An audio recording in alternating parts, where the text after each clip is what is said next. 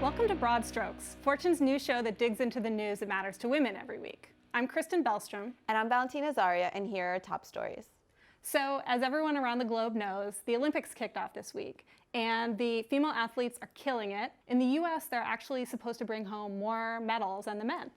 However, what is not killing it has been the media coverage. So there have been a lot of complaints about sexist coverage of the female athletes specifically. I mean, one example of this is Katie Ledecky, who's a gold medalist swimmer who has just been racking them up. People have been calling her the female Michael Phelps, saying she swims like a man. We're also hearing this with another swimmer, Katinka Hosszu. She won the gold medal, and the camera immediately pans to her husband, who's also her coach, and says, here's a man responsible. These are Olympians.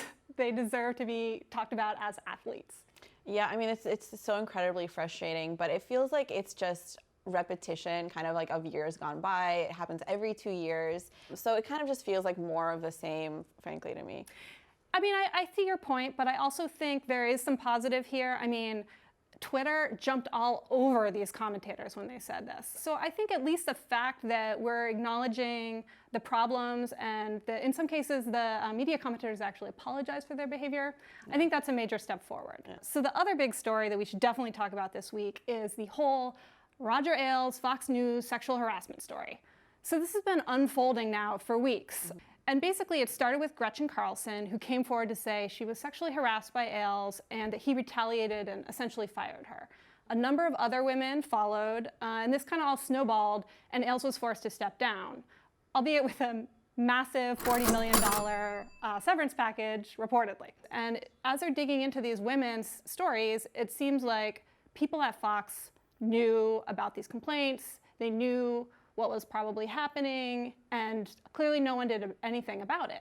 So how does something like this happen and then go on for decades? I actually talked to a few organizational behavior experts about this, and they give me a few reasons. The first being the culture of fear surrounding Roger Ailes.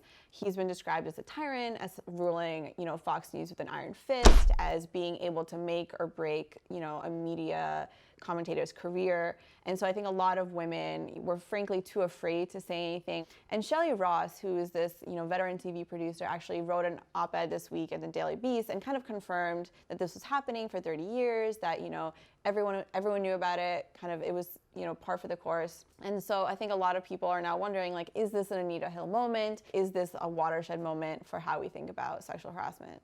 Yeah, when people say an Anita Hill moment, I mean, what they're talking about is when Anita Hill testified about Clarence Thomas around his Supreme Court confirmation. And that was the first time we'd ever really sort of talked about sexual harassment in this country and really wrestled with it. Mm-hmm.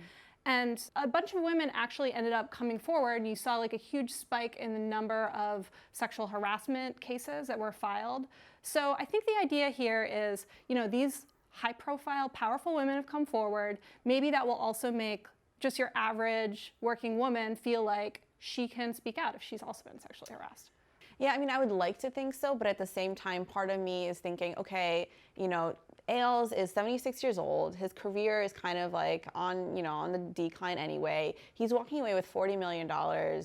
Who knows if this suit, how it will even end. So it kind of feels like there's no accountability here, and it feels like we're actually a repeat of history. Clarence Thomas ended up getting lifetime tenure. Anita Hill, people know her name, but it's not like she got anything out of all of this. So on that cheerful note, we're out of time. Please join us again next week for another episode of Broad Strokes on Fortune.com.